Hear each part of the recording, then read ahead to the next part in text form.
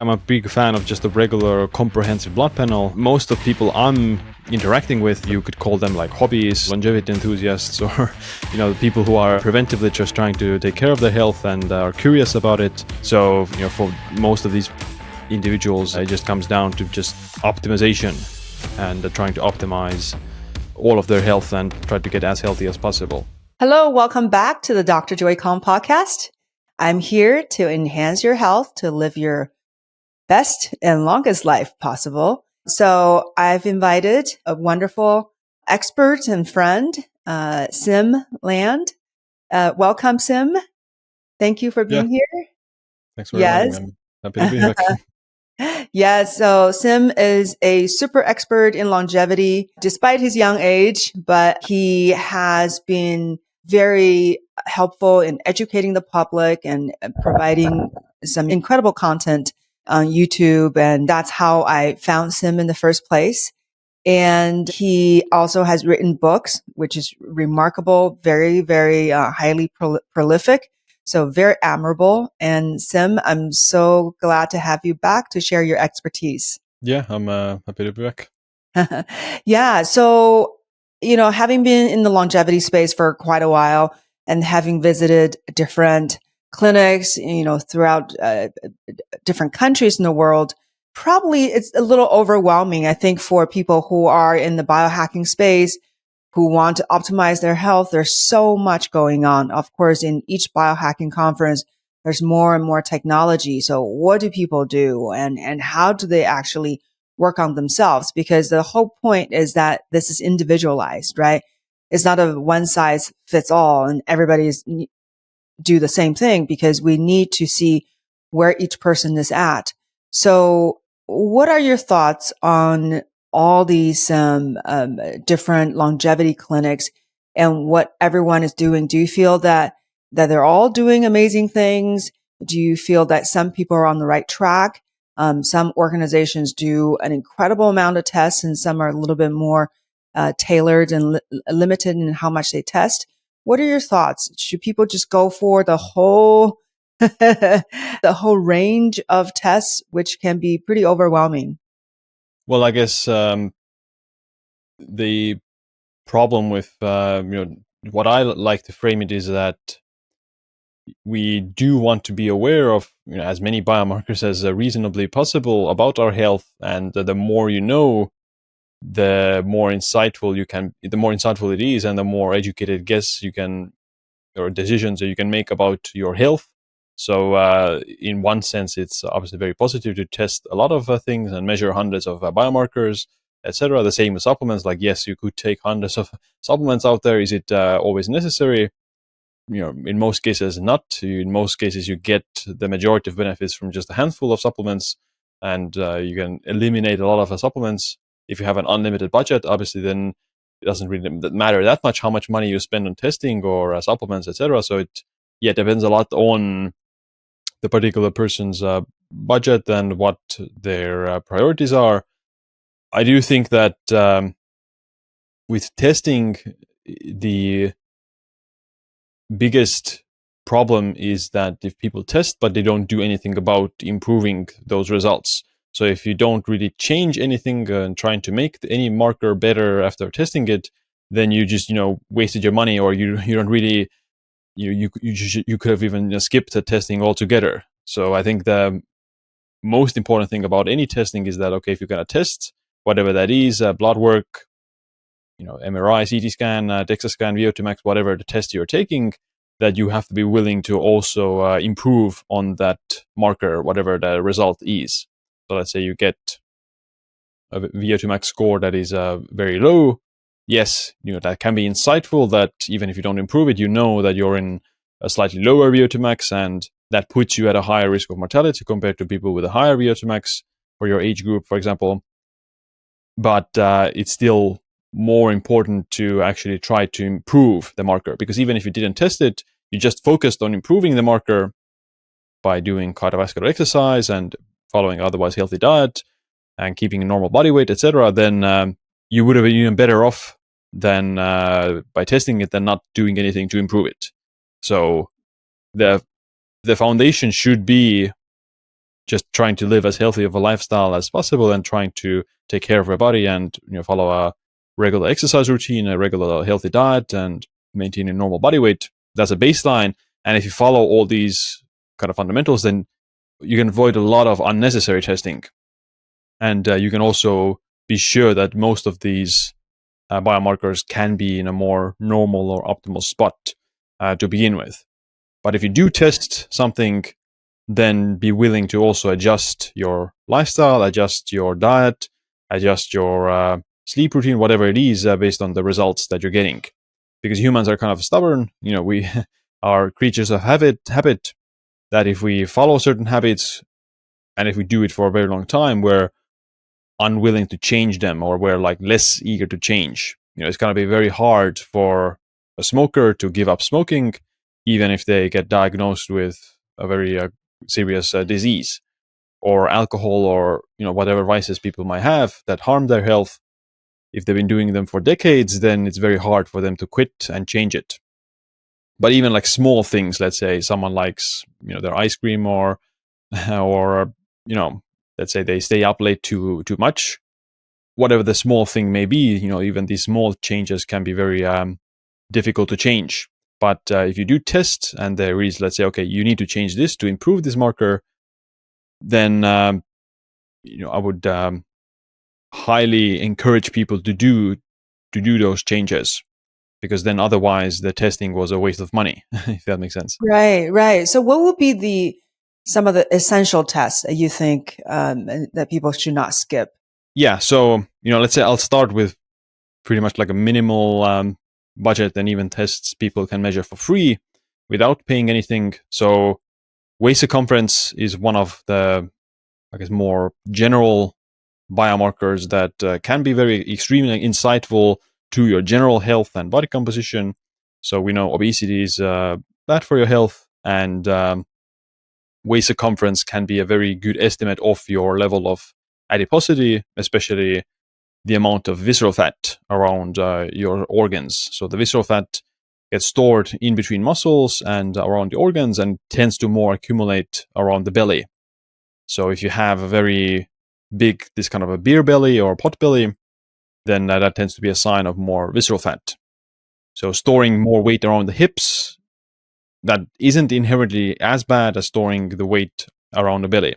And just measuring your waist circumference, you can get a reasonably good estimate of your especially visceral fat mass around the organs. Because if it's kind of a if the waist circumference is bigger than your hip circumference, then that's like this imbalance between excessive visceral fat and you might have still subcutaneous fat as well under the skin that gets stored more on the hips in excess amounts, but the ratio is what matters more. So the waist to hip ratio.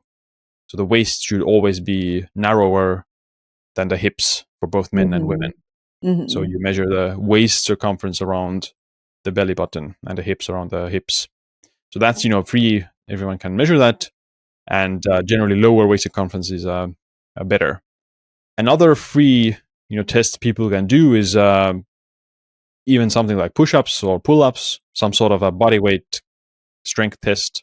How many push-ups can you do? How many pull-ups can you do? How many squats can you do, etc. So muscle strength and muscle mass are also associated with longevity, and people with higher muscle mass and higher muscle strength tend to be healthier as well, because in order to achieve a higher muscle mass and muscle strength, you need to be doing some form of physical activity, and the hours you put into doing the physical activity make you healthier.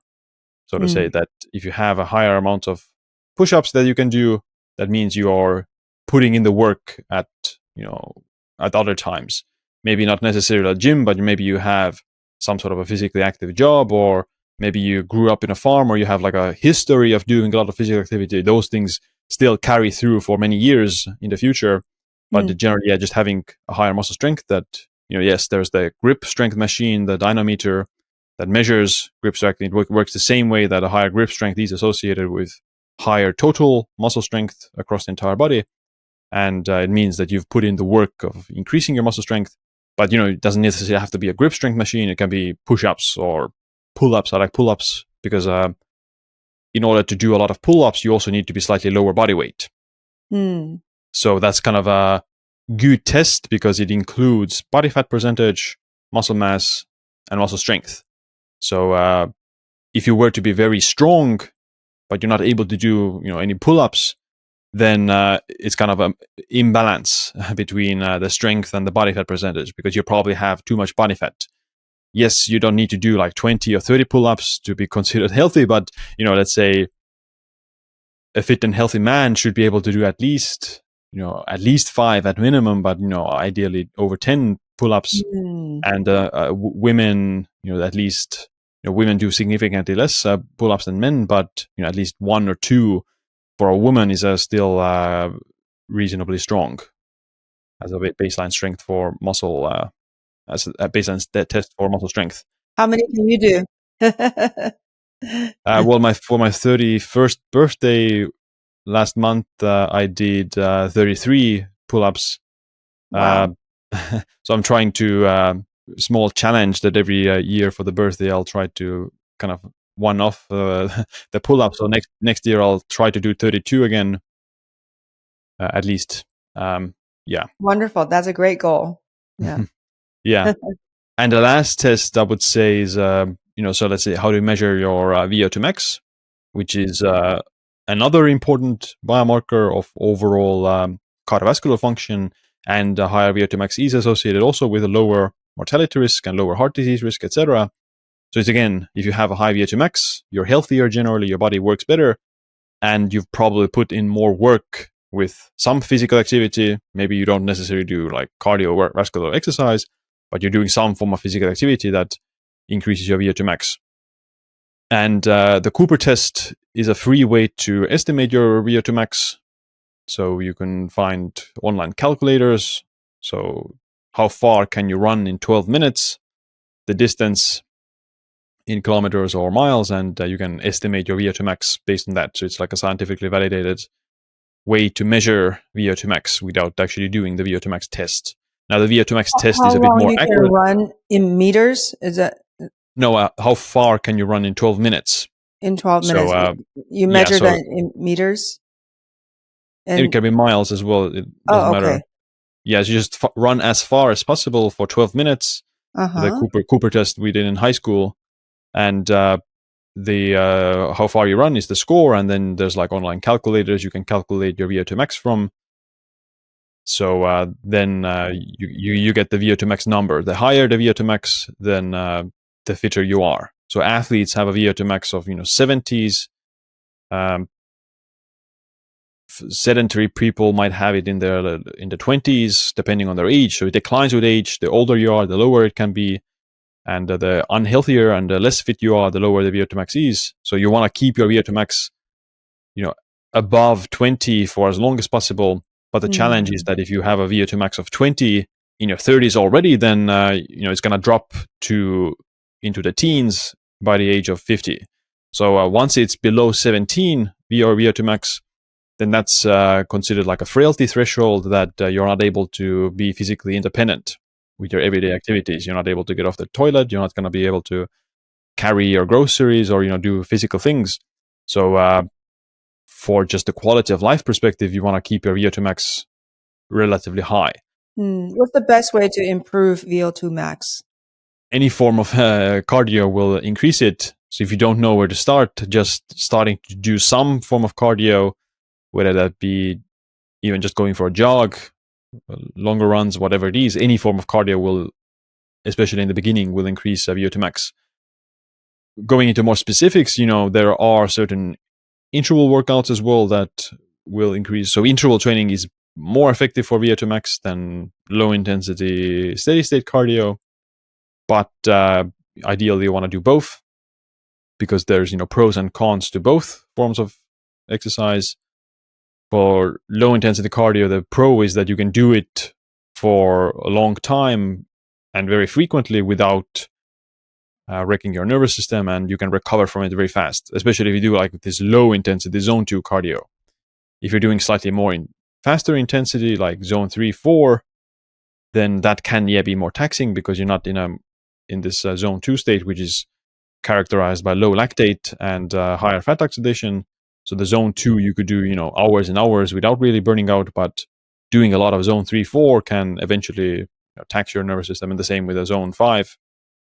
You're not able to do interval training every day for 5 hours straight. Whereas realistically or theoretically, you could do that with zone 2. Like you could do 5 hours of zone 2 every day.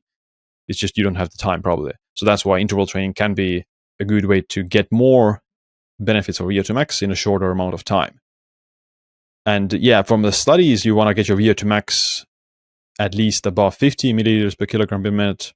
So we don't have much data about, is 60 better? Maybe, for some things it might be better. For cardiovascular disease mortality, it might be better, but we don't know yet. Like, we don't have that much data about people with a VO2 max of 60 and above, but at least above 50, that's like a good goal. So my goal with longevity is to keep my VO2 max above 50 for, at least until I'm 80 years old.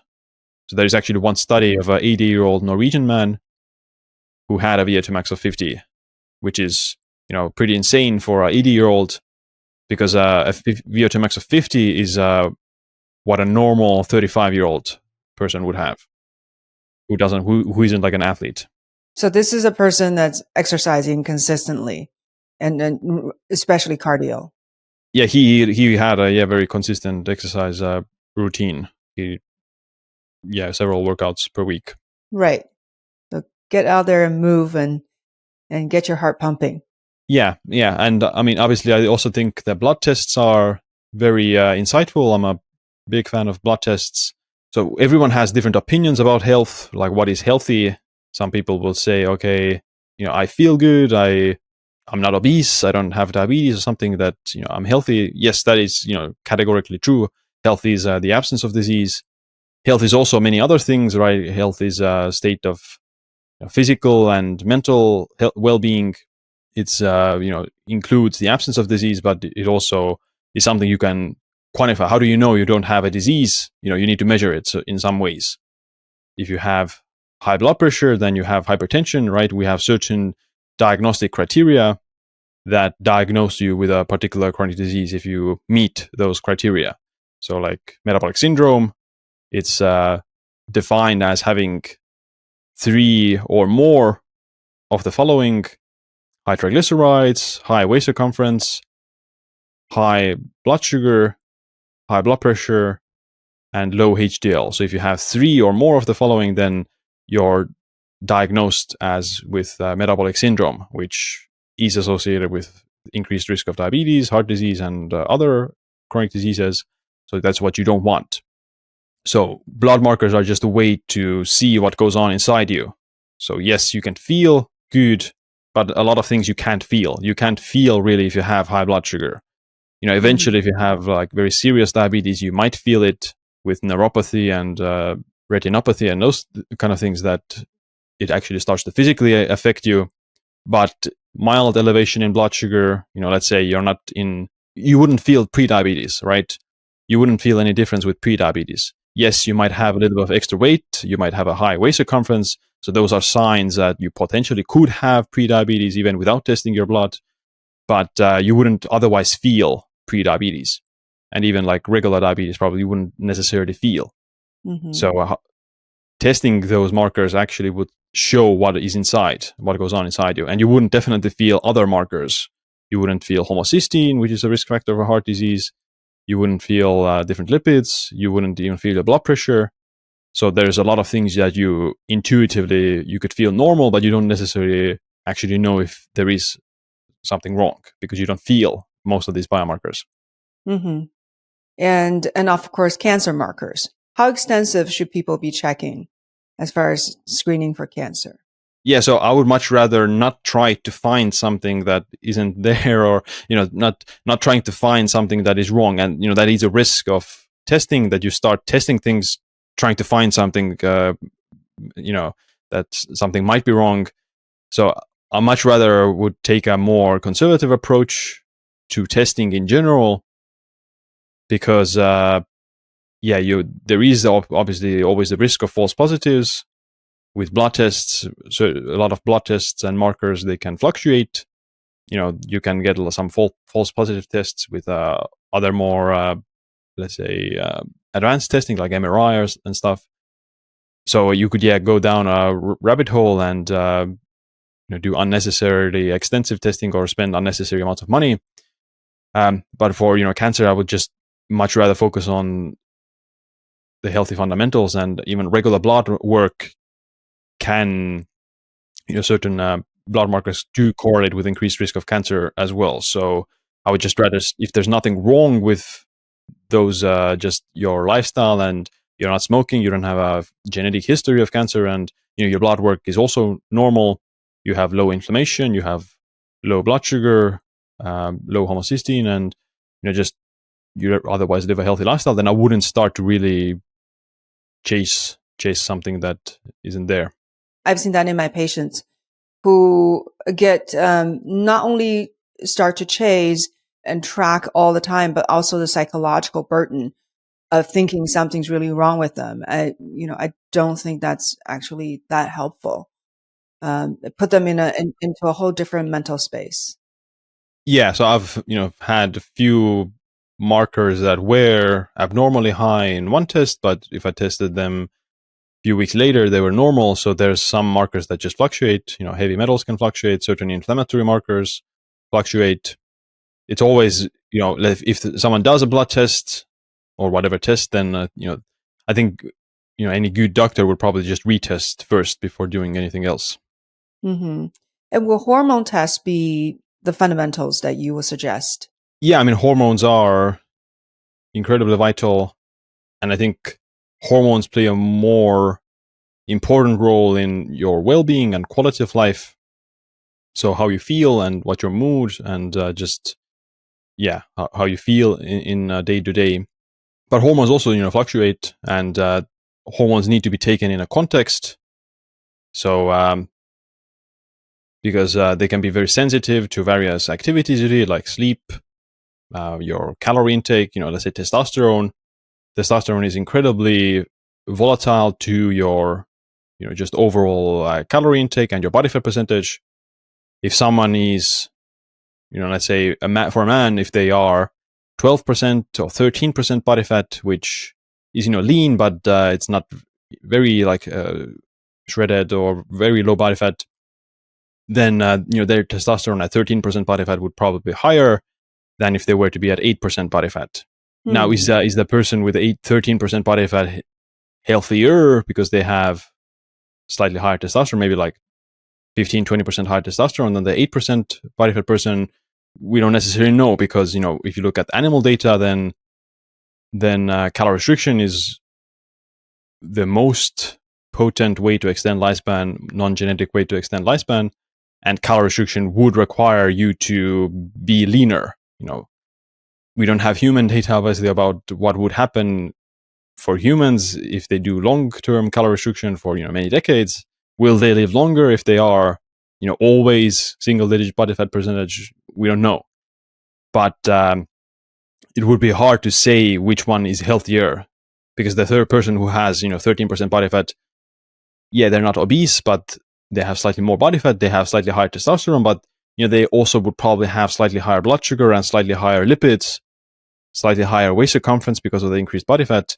It's a matter of context. So yes, the 8% person male, for them, their testosterone might be slightly lower, but their other biomarkers might be better, if that makes sense. Mm-hmm. And likewise, they might regain some of the weight. So let's say it's very common for at least the bodybuilders and fitness competitors to see a massive drop in their testosterone during their competitive season. At least natural bodybuilders. The pro bodybuilders, they obviously inject and take exogenous testosterone, but natural bodybuilders, is very common for their testosterone to tank quite low into like the 200s, 300s. It would be pretty common for a stage lean fitness competitor to experience. And yes, they feel awful during that time because they're very lean and low energy intake and low testosterone. But usually what happens is after the competition, they just regain some healthy weight. They go towards more 10% body fat, so it's a short-term adaptation, short-term phenomenon, this low Do we testosterone. know the reason behind low body fat correlating with low testosterone? Well, it's mostly just the restriction on energy. So you're just eating less calories, and that results in less hormone production and lower thyroid levels. Now, there are ways to maintain slightly higher testosterone levels, even on a lower body fat percentage. In my opinion, higher carb intake, and there are studies as well showing that higher carb intake helps with maintaining higher testosterone at a lower body fat percentage, because the higher carb intake maintains better thyroid functioning as well at lower calorie intakes. So for thyroid and your hormones, the carbohydrates are incredibly valuable. So low carb, high protein diets consistently lower testosterone in men. And, it doesn't have to be low fat diet, but a slightly higher carb, maybe moderate fat diet tends to result in the best testosterone, at least in males. And the same for females, carbohydrates tend to support female hormones as well. So very restrictive diets usually lower female hormones as well, and it can result in some disruption in their menstrual cycle. But yeah, for let's say longevity, then both sex hormones are quite important. For females, there's like a different type of decline. They have relatively normal hormones until menopause, and after menopause they drop close to zero. Whereas for men, it's a kind of slow decline over the course of decades, but it's not linear. That it's for declines in the same speed for everyone. There's going to be some 80-year-olds who have very high testosterone as well, and some younger individuals who have lower testosterone. So it's genetic, environmental, and lifestyle related. How much they sleep, how much food are they eating, what other type of things they're doing, alcohol, circadian disruption. All of these things influence testosterone. So a single test, I guess, is not a very accurate picture for testosterone, at least. Yeah. And what about some people go for very extensive microbiome tests or toxic exposures, including heavy metal or other infectious agents? So how important do you think is? I mean, we know we live in a toxic world, and also with a lot of underlying infections, pretty prevalent among the population. How important is it for us to be diving into that? Well, for gut test, I think it's only worthwhile if you have some actual symptoms, some gut-related symptoms, some gut-related disorders. So it would be useful to just help to diagnose what is the particular issue and what things you could do to improve your symptoms. For an otherwise healthy person who doesn't have any gut-related symptoms or gut issues, I don't see a lot of value in testing your microbiome if you don't have any gut problems, because I don't think we actually understand the gut microbiome that well yet. It's a very complex ecosystem, and it's not that okay, you just have this bacteria and this diversity, and that means that you have perfect gut microbiome or something like that. It's very complex and context dependent as well. So for some people, a specific composition in the microbiome might be like beneficial, and for others they get more symptoms, etc. So I would rather only test the microbiome if you actually are trying to improve something related to your gut health or food intolerance or something else like that. And if you just follow a very diverse diet and you don't have symptoms, then chances are you're in a very good spot with your microbiome test as well. So you wouldn't necessarily need to test it. And there's the problem is also that there's a lot of commercial tests, and most of these commercial tests aren't clinically validated. So and the same with a lot of these epigenetic tests. They each company does its own thing in terms of what do they measure and how do they report it, etc. Mm-hmm. So phase of aging and current biological age, that's what you're referring to, right? Yeah, so these epigenetic age tests, they all measure different things. They all say it's your biological age result, but they all give different results. And the same with probably gut microbiome tests. If you were to do, the top most popular gut microbiome tests out there, they would all give different results in terms of your microbiome. So which one is the most accurate? It's hard to tell because they're each of them, or like all of them, haven't been clinically validated. Mm-hmm. Yeah, the other question you had was Toxicity. toxicity. So yeah, I mean, you can measure heavy metals in the blood. The issue with that is also that short-term exposures can give you some different results. So for example, I measured heavy metals in January this year. My lead was pretty high. So I take the same test. I've taken the same test for several years, and the same company, and it's always been normal. But this year it was something like 10 times higher, the reference range. So okay, but then I measured it again in a few weeks, maybe 1 month, and it was normal again. So that's just an example that I was maybe exposed to some heavy metals, like inhaled some fumes or something like that. Like whatever it is, like we do live in a world where there is more heavy metals in the environment and around us. So I could have eaten something, I could have breathed in something, drank some water or something like that, and it just could have registered as a high lead number in that test. So yeah, and the same, these would be probably worthwhile to measure these things as well, quite regularly, at least heavy metals, but be aware that they do fluctuate as well, and not necessarily if you have some of these heavy metals like aluminum or mercury, something like this high, that it doesn't necessarily mean that you have toxicity. Me personally, I didn't do anything. I didn't start. Some people might go down a route that they start some detox protocol or some chelation therapy if they see a high heavy metal result on their test. Mm-hmm.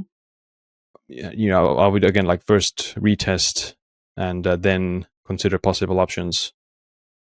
I do a lot of saunas. I think that is a very useful tool in this world where we are exposed to more various heavy metals and microplastics even, and air pollution, etc. So sauna is I do it for other reasons. I do it for the cardiovascular benefits and just feels good. But an additional bonus, an additional motivation is that it does help to excrete heavy metals and even possibly microplastics as well. There are studies for heavy metals that you do sweat out heavy metals. There's no direct evidence for microplastics yet, but I do think that it is possible. Yeah, how significant is the problem of microplastics? Because now there are people who are changing the clothes they're wearing, being concerned about, I guess, absorbing microplastics directly through the skin. How much evidence is there that this is happening? Well, I guess there's no quantified ranking of what is the most effective way for your body to absorb them. Probably just eating microplastics is probably, or consuming them through your mouth, or drinking water that has microplastics. That's probably the most direct way your body absorbs them. They go through your gut, then absorbs through the bloodstream and spread throughout the body. Inhaling as well. I mean, the microplastics are everywhere. I actually was in a conference in Tokyo, and someone had made some sort of not a camera, but it was like a lens, and they showed. So it supposedly showed microplastics, and yeah, it was like this blue lens, and went through everyone's clothes, and you saw these small white kind of dots, and those are supposed like microplastics. So it just showed, yeah, like on your shoes, on your beard, on your hair. So they're everywhere. They just exhaust fume, or not from exhaust fumes, but brakes if cars drive, and the tires, everything, plastic bottles, food packaging, different personal care products. So they're everywhere, And I think recently I even saw some headline that microplastics have seeped so deep into the earth that they're like at the level, something like some kind of thousands of years ago was this kind of earth crust. So they've seeped so deep into the earth that they've kind of traveled back in time. Obviously Wow. there were no microplastics in the dinosaur times, but they've seeped so low that in the earth crust they're found that there. So yeah, they're just everywhere, and yeah, I don't see a way where we will be able to like avoid them. Society would probably collapse if we stopped using plastics altogether, because they're so useful, and they're just everywhere by now in like industrial and just manufacturing purposes. So yeah, we just have to find ways to deal with it and minimize our unnecessary exposure. So don't microwave plastic Tupperware and eat from it. Don't drink from a plastic bottle that has been sitting out in the sun. Don't just expose yourself to a lot of these unnecessary sources. How much is from like clothes? I do think that clothes can be quite let's say significant route of exposure, because you're wearing the clothes all day, so your skin is rubbing against that, and from there you break off these nanoplastics even, and very extremely small things, so you inhale them from there and through the skin. So yeah, I do think that it would be wise to try to, let's say, wear more natural fabrics and materials, use stainless steel cooking ware, wooden spatula, another plastic spatula, glass food containers. You try to use glass bottles when possible. Okay, if you're on an airport, they don't have glass bottles. Maybe you have your own water container, but buying a plastic bottle, drinking it is not going to kill you, right? But if unnecessary things you can try to remove, because unfortunately I do think there are ways to excrete them. So last 2 years ago or something, it was said that you just can't excrete them at all, you just keep accumulating them. Well, that's not true. There's plenty of evidence to suggest that there are many ways to remove, at least from the blood, these microplastics. So yeah. And what would be the best way to remove them from the blood? Well, the best way is probably blood donation. So you just take out your blood, and blood donation, you're giving it to someone else, but obviously that's a life-threatening situation, and it's better to save a life than to not give them the blood. But there's also this therapeutic plasma exchange, which takes out the blood, separates the plasma, filters the plasma. There are certain of these machines that also filter the blood, and EBO is extracorporeal blood ozonation and oxygenation. So they also shoot ozone through the blood, which has antiviral effects mostly, and they shoot like blue light through the blood as well, and that could also like eliminate some extra microplastics from the blood. So yeah, just kind of filtering the blood and then directing it back into your body, and that's probably the most effective way, aside from blood donation, where you're just taking out the blood. Right. So, but has there been evidence that either EBU or plasmapheresis can actually remove microplastics? Yeah. So there's studies on firefighters where it just makes sense from a physics perspective that you just take out the blood that where the microplastics are inside. So you would just remove them by virtue of that. But yeah, and that applies to any other these forever chemicals and heavy metals as well. Now, obviously, with the filtration, I guess there's less evidence that the filtration would work, but there is some evidence for that. Yeah. Well, let's talk about food sensitivity. Should everyone test for food sensitivity? Because I've heard of people who were having some health issues, and then they checked food sensitivity and realized, oh my goodness, so my body, it doesn't do well with this particular item. It has high sensitivity. Once they remove it, a lot of the problems go away.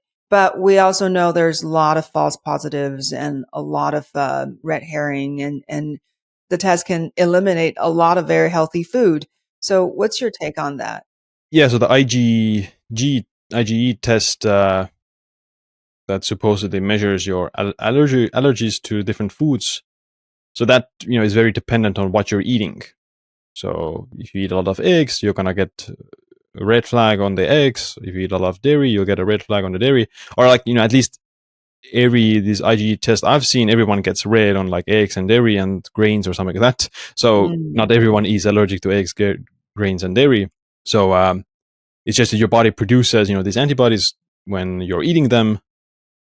And if you eat a lot of certain foods, like a lot of nuts or a lot of, I don't know, spinach or something, then you might get this red or orange flag on that.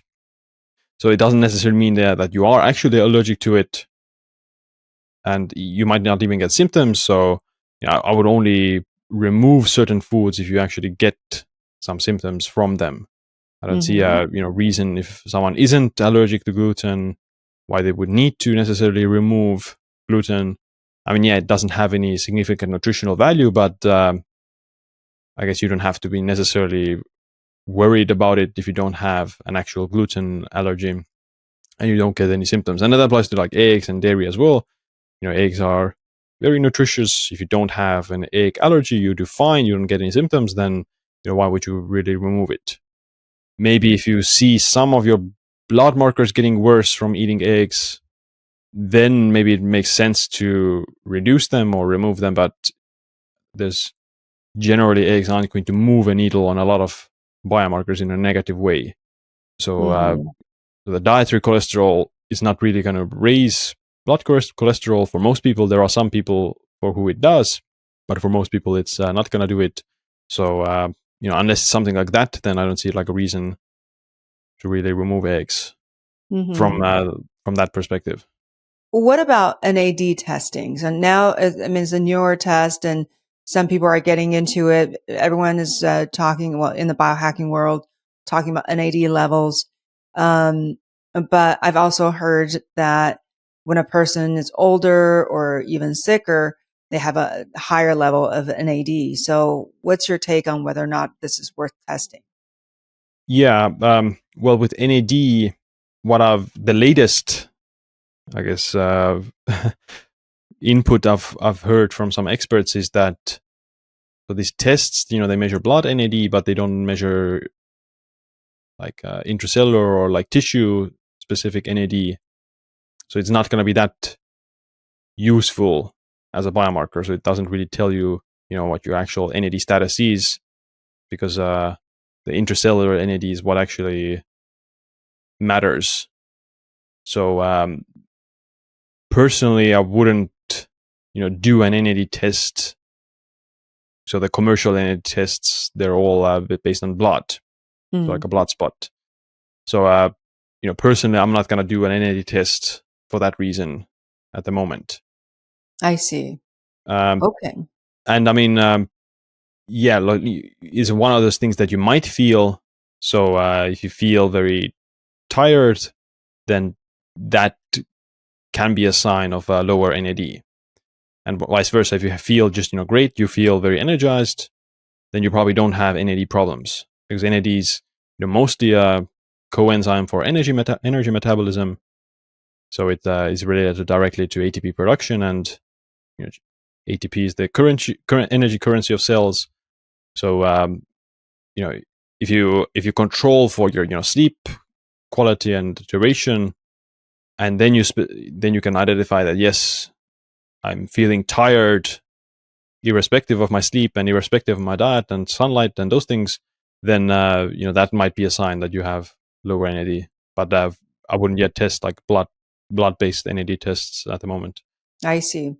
Are there any other tests, blood, urine, whatever, hair, any tests that you think are really important that you often suggest to people? Yeah, so I'm a big fan of just a regular comprehensive blood panel. Your Because most of people I'm I guess interacting with are you could call them like hobbyists, longevity enthusiasts, or the people who are preventively just trying to take care of their health and are curious about it.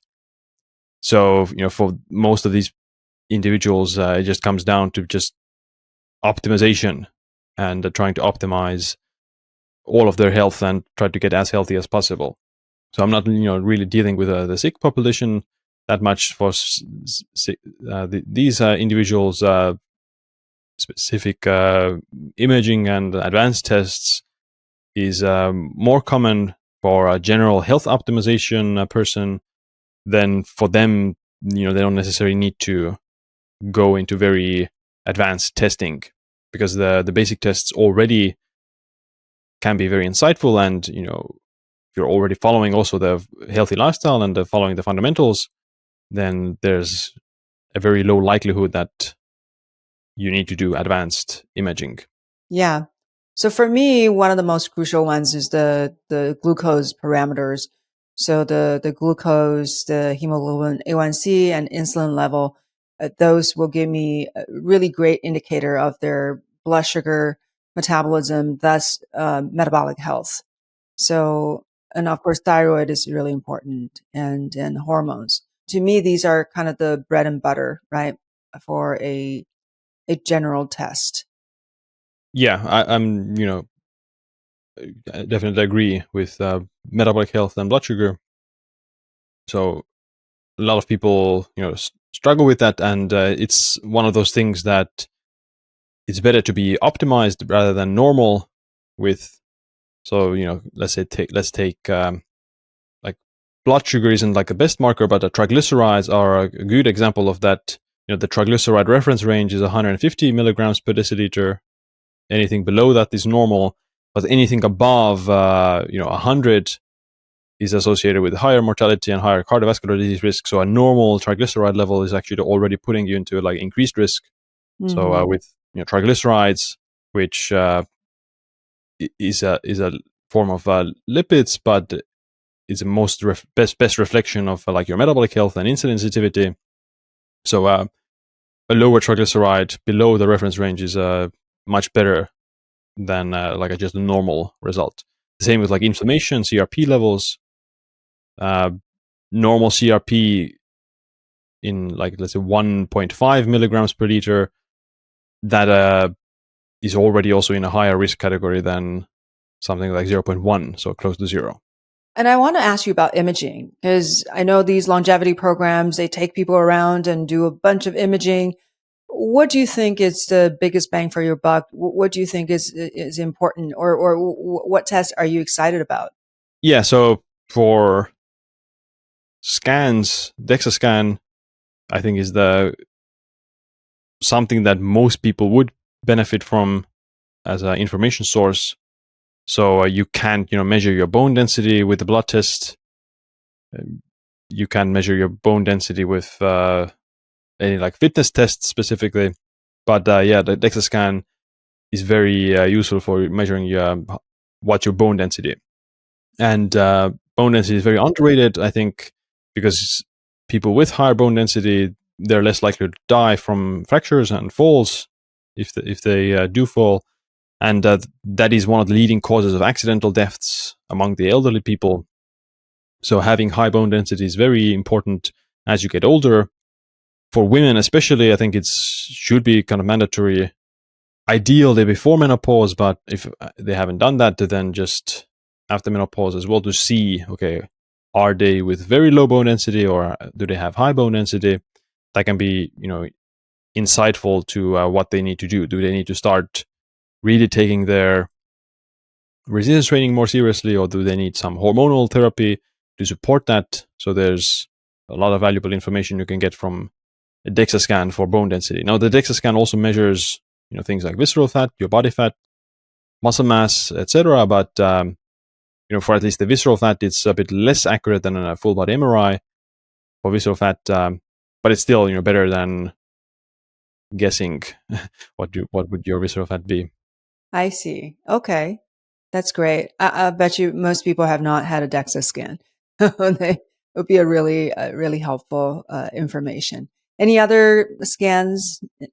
Yeah, so there is, you know, more specific medical scans that are popular in like longevity clinics, like CT scan, full body MRI. Those are very popular now. Although like a full body MRI is safe in the procedural sense, like there's no radiation, there's no harm. Maybe some people might get claustrophobic or something like that, but there's no, you don't get radiation like you do from a CT scan. But I guess, yeah, with an MRI, there is also the risk of false positives or getting some result that isn't an actual cancer or something like that there's nothing wrong with you actually. So there's always the risk for that. But, generally there's no like direct harm from an MRI. And I've gotten two in my life, two full body MRIs. And yeah, it's just kind of interesting. At least for me, like the longitudinal data that I would collect from that would be quite valuable if I'm gonna do like, maybe not every year, but every 5 years or something. If I do one, then I'll have a pretty good database to look at once I get older. A CT scan is usually recommended for people over their 50s to see what's their coronary artery calcification score. And that is a very valuable test because you'll see if you do have actually calcium in the arteries or not.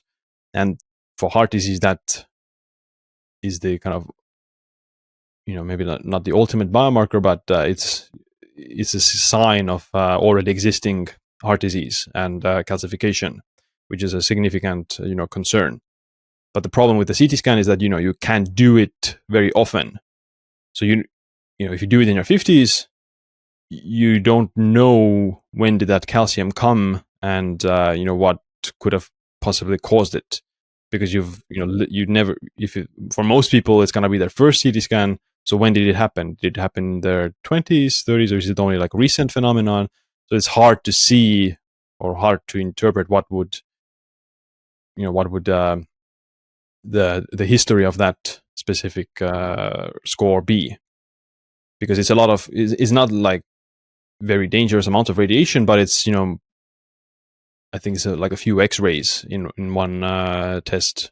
So you wouldn't want to do it like every year. You would want to probably do it if your doctor recommends you or tells you to do it. Then they usually would recommend you to do it every few years after the age of 50, and only if you have a non-zero score.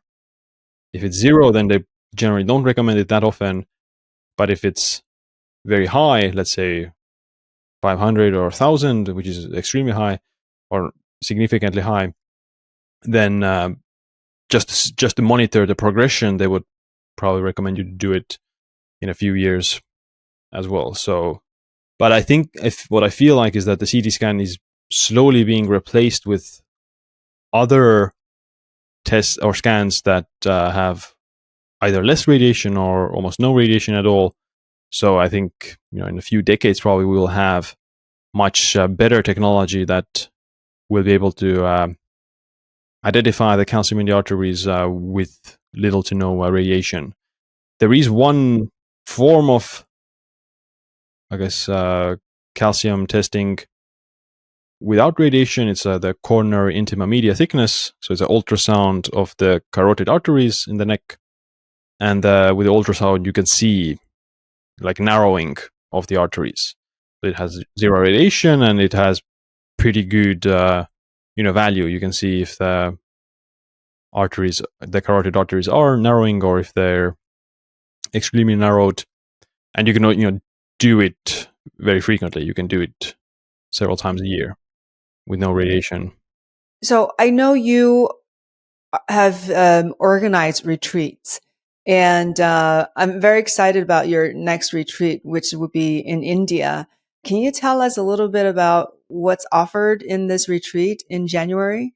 Yeah, so I'm partnered with this clinic in India called IVO, and they have a 7-day program, health occasion, where people come to this 5-star hotel in Chennai, and they'll follow through different types of tests.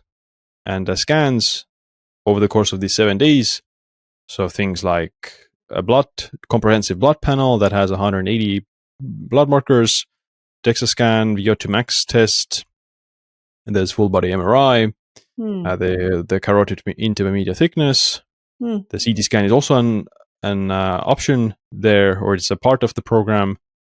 There's a lot of other tests like echocardiogram, liver scan, or like a fiber scan. Looks at the stiffening of the liver, and also things like physical training, physiotherapy, dental screening, eye exam, skin analysis. So it's a very comprehensive package.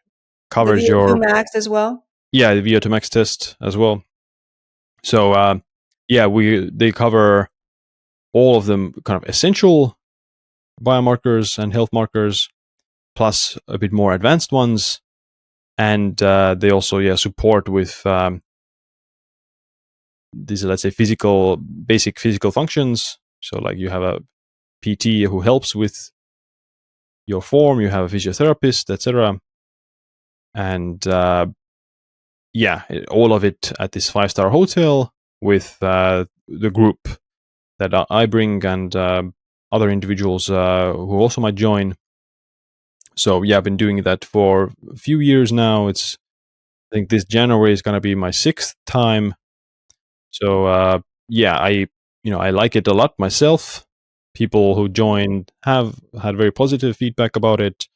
The staff is very meticulous and professional. They're extremely helpful.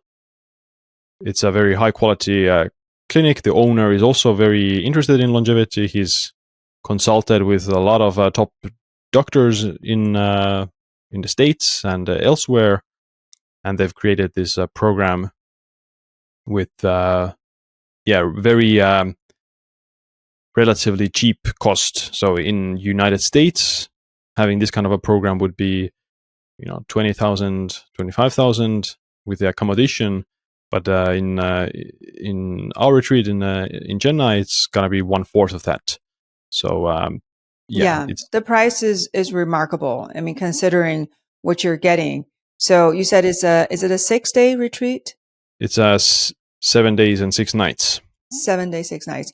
Yeah, and in a luxury resort, and getting this full array of tests.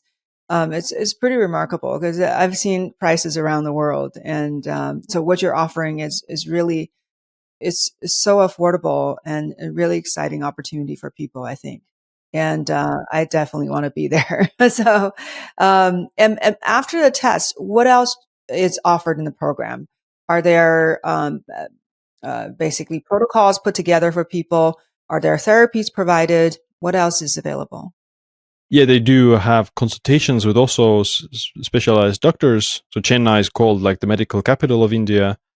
So they've got pretty much every medical expert you can think of, and based on the results of your tests, you can consult with a cardiologist, a nutritionist, physical therapist, eye doctor, neurologist, psychologist. So they have pretty much every doctor that you can think of available there for consultation.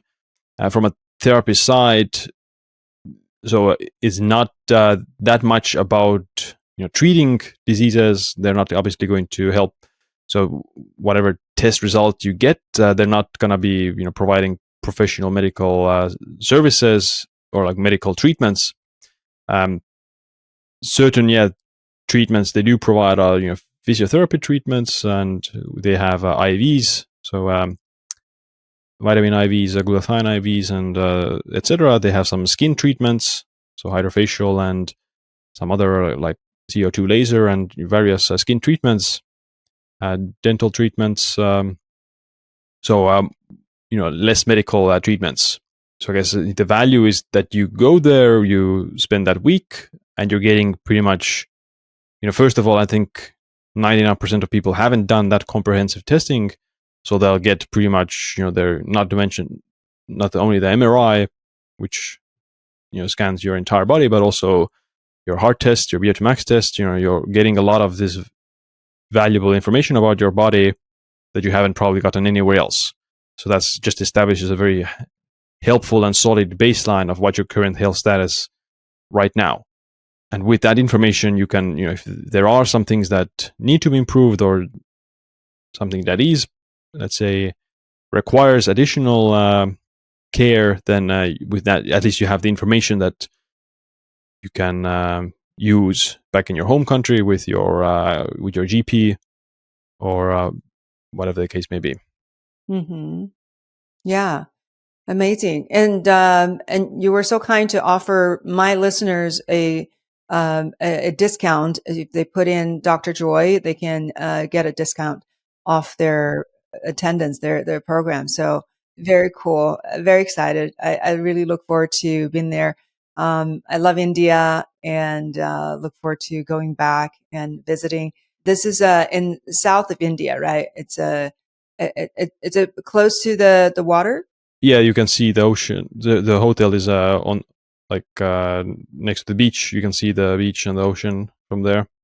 And yeah, they pick you up from the airport with a car, like the hotel chauffeur picks you up, takes you to the hotel. You go through the treatments. You'll always have a staff member from the Iowa clinic helping you and taking you to the different tests and doctors.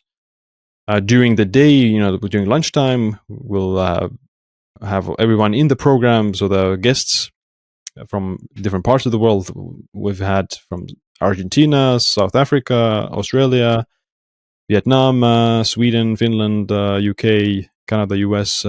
So yeah, every time there's just people from different parts of the world. And yeah, we have a few seminars as well where me, some staff, so like a medical doctor or someone else is giving a presentation. So yeah, it's educational. It's very insightful in terms of your biomarkers, and it's also a lot of fun because you'll meet a lot of different people from different parts of the world. Mm-hmm. And will the food be very specially designed for biohacking purposes? Yeah, so there's 3 restaurants in the hotel. There's a Chinese restaurant, an Indian restaurant, and I guess like more a standard buffet. Yeah, the food is very high quality, and you can ask for pretty much anything and they'll make it. So if you want, okay, I want sugar-free chocolate cake, so they'll go Oh, and really? actually make it for you. That sounds Yeah, so amazing. yeah. Wow. Okay. That's wonderful. So the dates will be January 5th to 11th, correct? Yeah, the first week of January, Mm-hmm. the first actual week, the first Monday of January. Okay. And where do people go to find to sign up? Yeah, it's a siimland.co/retreat. So my website, that's where you'll find it. So your website is www.siimland.co. that's SIIMLAND. Yeah. Dot you said CO? CO. Yeah, CO. Okay. Oh, okay. Wonderful. Yeah. Thank you so much for sharing this. And it's wonderful that you put these retreats together. I think, that's definitely what some people are looking for. And for one, I was looking for something that's comprehensive, that's accessible. And it's amazing that it's not going to cost an arm and a leg to be able to do that and to be able to experience a beautiful country. So yeah, thank you so much for putting that together. Yeah, my pleasure. Okay. All right. Siim, again, appreciate your expertise and your pioneering spirit in this space. So I look forward to chatting with you again sometime. Yeah, my pleasure.